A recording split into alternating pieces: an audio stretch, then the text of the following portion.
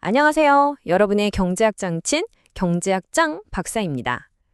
매일 뉴스만 켜면 달러가 얼마네, 엔화가 얼마네, 환율 얘기가 빠지질 않죠? 근데 이 수많은 돈들의 가치가 대체 어떻게 또 어디서 결정되는지 궁금하지 않으셨나요? 오늘은 폴 크루그먼 국제경제학의 핵심, 외환시장의 균형 원리를 아주 쉽고 재밌게 파헤쳐 보겠습니다. 저랑 같이 그 비밀을 한번 풀어보시죠. 자, 오늘 우리가 함께 떠날 여정은 이렇습니다. 아주 간단한 투자자의 고민에서 출발해서요, 외환시장 전체를 꿰뚫는 단 하나의 공식을 알아볼 겁니다. 그리고 이자율 같은 것들이 어떻게 환율을 쥐락펴락하는지, 또 실제 시장에서는 어떤 일들이 있었는지 생생한 사례까지 살펴볼 거예요. 자, 그럼 출발해 볼까요? 네, 첫 번째 순서입니다. 달러에 넣어둘까? 아니면 유로에 넣어둘까? 이게 되게 단순한 질문 같지만 사실 이 안에 외환 시장의 모든 원리가 다 숨어 있다고 해도 과언이 아니에요. 모든 건 바로 이 선택의 문제에서 시작됩니다. 자, 여러분, 손에 1년 동안 묻어둘 목돈이 있다고 한번 상상해 보세요. 어떻게 굴리는 게 가장 이득일까요? 선택지는 크게 두 가지겠죠. 하나는 그냥 미국 은행에 넣어서 달러로 이자를 받는 거고요. 다른 하나는 유럽은행에 예금해서 유로로 이자를 받는 겁니다. 아주 간단하죠? 하지만 여기서 진짜 중요한 포인트가 나옵니다. 단순히 어느 쪽 이자율이 더 높은지만 보고 결정하면 큰일 나요. 왜냐하면 만약 여러분이 유로에 투자를 했다면 1년 뒤에 그 돈을 다시 달러로 바꿔야 할 거 아니에요. 바로 그때 1년 뒤에 환율이 어떻게 변해 있을지가 여러분의 최종 수익을 결정하는 진짜 핵심 열쇠라는 거죠. 바로 이 고민이 외환시장을 지배하는 가장 중요한 법칙, 이자율 평형 조건이라는 개념으로 자연스럽게 이어집니다. 자, 바로 이 공식입니다. 외환시장의 심장이라고 할 수 있죠. 좀 복잡해 보이나요? 근데 원리는 생각보다 간단해요. 이걸 이자율 평형 조건이라고 부르는데요. 시장의 아주 안정적인 균형 상태라면 달러에 투자했을 때의 기대 수익이랑 유로에 투자했을 때의 기대 수익이 결국에는 똑같아져야 한다는 뜻입니다. 어느 한쪽으로만 이익이 쏠리는 일은 있을 수 없다는 거죠. 먼저 수식의 왼쪽 R달러부터 볼까요? 이건 아주 쉽습니다. 그냥 미국은행에 달러 예금하면 받을 수 있는 이자율. 끝. 간단하죠? 자, 이제 좀 복잡해 보이는 오른쪽 항입니다. 이건 유로 투자의 총 기대 수익률인데요. 두 부분으로 되어 있어요. 첫째는 유로 예금 자체에서 나오는 이자율, 그리고 둘째는 1년 뒤에 환율이 오르거나 내리면서 얻을 것으로 예상되는 이익이나 손실, 즉 환차손익입니다. 이 두 개를 더한 값이 바로 유로 투자의 총 기대 수익률이 되는 거죠. 그러니까 결국 시장이 균형을 이룬 상태에서는 투자자 입장에서는 달러를 갖고 있든 유로를 갖고 있든 기대되는 수익률이 똑같아져요. 그래서 굳이 어느 한쪽을 더 선호할 이유가 없어지는 그런 상태가 되는 겁니다. 자, 그럼 이 공식을 가지고 실제 환율이 결정되는 그 지점을 우리 눈으로 한번 직접 찾아가 볼까요? 그래프를 보면 이게 어떻게 맞아떨어지는지 바로 이해가 되실 겁니다. 이 표가 보여주는 관계가 정말 중요한데요. 쉽게 말해볼게요. 만약 오늘 달러 가치가 너무 비싸다, 즉 달러가 강세라고 쳐봐요. 그럼 사람들은 무슨 생각을 할까요?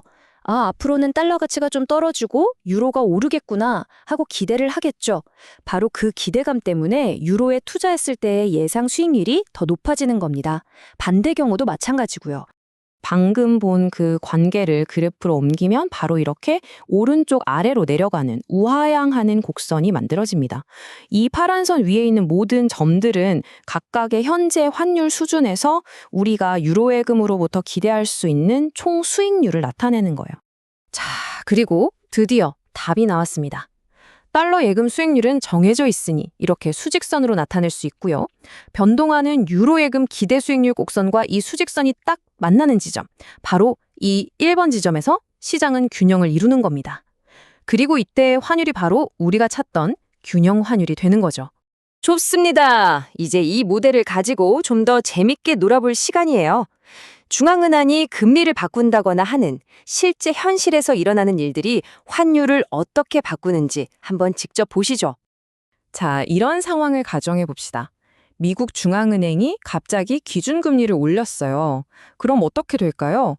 당연히 달러 예금의 수익률이 더 좋아지겠죠? 그러니까 이 수직선이 오른쪽으로 슝 하고 이동합니다. 그럼 새로운 균형점은 2번 지점이 되고 그 결과 달러 가치는 더 비싸지는, 즉 환율은 하락하게 되는 거죠. 이게 바로 금리 인상이 달러 강세를 부르는 원리입니다. 반대로 이번엔 유럽중앙은행이 금리를 올렸다고 해볼까요? 그러면 모든 환율 수준에서 유로 투자가 더 매력적으로 변하겠죠?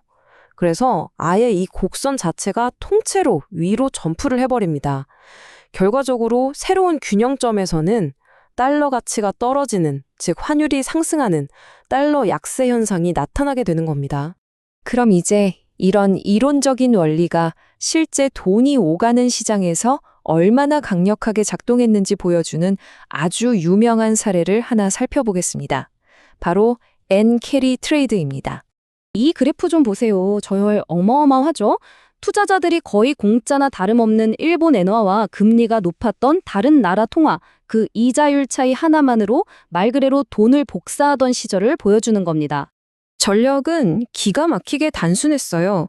첫째, 이자가 거의 0인 일본 엔화를 왕창 빌립니다. 둘째, 그 돈을 이자율이 높은 미국 달러나 호주 달러 같은 걸로 바꿔요. 셋째, 그냥 그 나라 자산에 투자해 두면 그 높은 이자가 나오겠죠? 그 이자 차이만큼이 고스란히 수익이 되는 구조였던 겁니다. 하지만 세상에 공짜 점심은 없죠? 이 전략을 두고 이런 유명한 말이 있습니다. 진기롤러 앞에서 동전을 줍는 것과 같다. 왜냐하면 평소에는 조금씩 돈을 버는 것 같지만 예상치 못하게 환율이 반대 방향으로 확 튀는 순간 그동안 벌었던 푼돈은 물론이고 원금까지 한 방에 날아가는 그런 재앙적인 손실을 볼 수 있었기 때문입니다. 자, 그럼 오늘 우리가 살펴본 내용 머리에 쏙쏙 들어오도록 핵심만 딱딱 집어서 정리해 보겠습니다. 오늘 이야기에서 이것만은 꼭 기억하고 가셨으면 좋겠습니다. 첫째, 외환시장의 균형은 어디서 맞춰진다? 바로 서로 다른 통화의 기대 수익률이 똑같아지는 지점에서다. 둘째, 그 균형을 맞추는 조절 장치는 뭐다? 시시각각 변하는 현재 환율이다. 그리고 마지막으로 이 환율을 움직이는 가장 강력한 두 개의 힘은 바로 이자율과 미래에 대한 기대다. 이겁니다. 그럼 마지막으로 여러분께 질문 하나 던지면서 마무리하겠습니다. 이 기대라는 것이 현재 환율을 움직이는 핵심 동력이라고 했잖아요. 그렇다면 만약 어느 날 갑자기 터진 빅뉴스가 시장 참여자 모두의 기대를 한순간에 바꿔버린다면 과연 오늘의 환율은 얼마나 그리고 어떻게 변하게 될까요? 이게 바로 외환시장이 때로는 아주 격렬하게 움직이는 이유이기도 합니다. 한번 곰곰이 생각해 보시면 더 재미있을 겁니다. 감사합니다.